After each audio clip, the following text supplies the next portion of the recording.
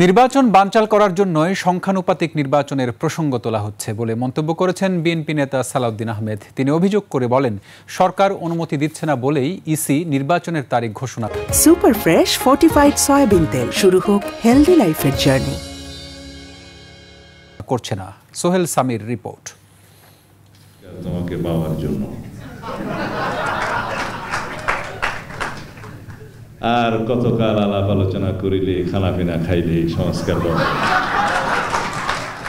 President Ziaur রহমানের স্মারক প্রকাশনা ও আর্কাইভ উন্মোচন অনুষ্ঠান যোগ দিয়ে বিএনপি নেতা সালাউদ্দিন আহমেদ দাবি করেন, বিএনপি যখন সংস্কার প্রস্তাব নিয়ে এসেছে তখন এদেশের কেউ সংস্কারের কথা বলেনি। এই সংস্কারের মূল প্রবক্তা তো বিএনপি। আমরা এই সরকার প্রতিষ্ঠিত হওয়ার আগে ১.৫ বছর আগে আমরা সেই সংস্কার প্রস্তাব দিয়েছি। এখন আমাদের ৩১ দফা বাংলাদেশের মানুষের কাছে রাজনৈতিক মহলে এটা একটা রাজনৈতিক মহাকাব্যে পরিণত হয়েছে। অনুষ্ঠান থেকে বেরিয়ে সাংবাদিকদের প্রশ্নের উত্তর দেন তিনি। কথা বলেন নির্বাচনের পদ্ধতি নিয়ে।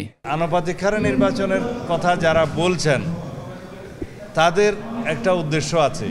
যারা স্থানীয় সরকারের নির্বাচন জাতীয় সংসদের নির্বাচনের আগে চায়, তাদের একটু উদ্দেশ্য আছে, হয় নির্বাচন বিলম্বিত করা অথবা বাংলাদেশের নির্বাচন না হওয়া। তারেক ইউনুস বৈঠকের কথা তুলে বিএনপির এই নেতা অভিযোগ করেন, সরকার সিদ্ধান্ত অনুযায়ী নির্বাচনের তারিখ ঘোষণা করছে না। প্রধান উপদেষ্টার কার্যালয় থেকে এবং নির্বাচন কমিশন থেকে অথবা উভয় পক্ষ একই সাথে প্রেসে যখন বলবে, জাতিকে যখন জানাবেন, তখনই আমরা প্রকৃতপক্ষে আশ্বস্ত হব যে আমরা সেই সময়ে নির্বাচনটা পাচ্ছি।